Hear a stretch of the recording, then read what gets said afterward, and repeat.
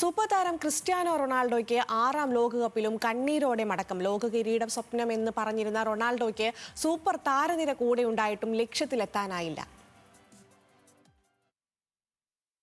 6 ലോകകപ്പുകൾ, 20 വർഷം നീണ്ട സ്വപ്നയാത്ര.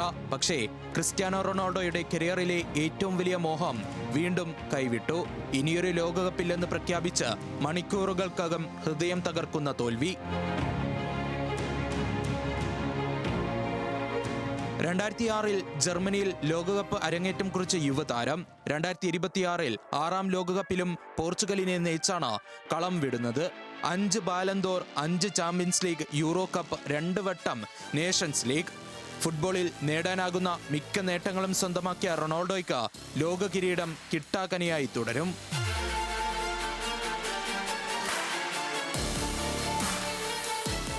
2006 semi final, 2010 pre quarter, 2014 group ഘട്ടം, 2018 പ്രീ ക്വാർട്ടർ, 2022 ക്വാർട്ടർ, 2026 സ്പെയിനിന് മുന്നിലെത്തിയപ്പോൾ 2010 തനി ആവർത്തനം. നോക്കൌട്ട് പോരാട്ടത്തിൽ കണ്ണീരോടെ മടക്കം.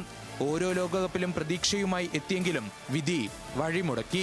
ഈ ലോകകപ്പിൽ ബ്രൂണോ ഫെർണാണ്ടസും ന്യൂനോ മെൻഡസും വിറ്റീഞ്ഞയും ബെർണാഡോ സിൽവയും റാഫേൽ ലിയോയും ഉൾപ്പെടുന്ന ശക്തമായ നിര കൂടെയുണ്ടായിരുന്നു. പക്ഷേ ഒത്തിണക്കം എന്നോ നഷ്ടപ്പെട്ട സൂപ്പർ താരനിര സ്വന്തം വിധി നേരത്തെ എഴുതി.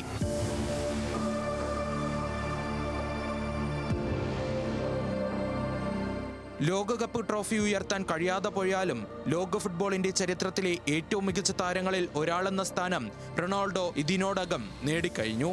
കണക്കുകൾക്കും റെക്കോർഡുകൾക്കും അപ്പുറം തോൽവിക്ക് ശേഷം വീണ്ടും എഴുന്നേറ്റ് പോരാടിയ പോരാളിയായാണ് ആരാധകർ റോണോയെ ഓർക്കുക. ലോക കിരീടം നേടാനായില്ല, പക്ഷേ കോടിക്കണക്കിന് ഹൃദയങ്ങൾ കീഴടക്കിയ ഒരു ഇതിഹാസത്തിന്റെ ലോകകപ്പ് യാത്രയ്ക്ക് ഇവിടെ തിരശീല വീഴുന്നു.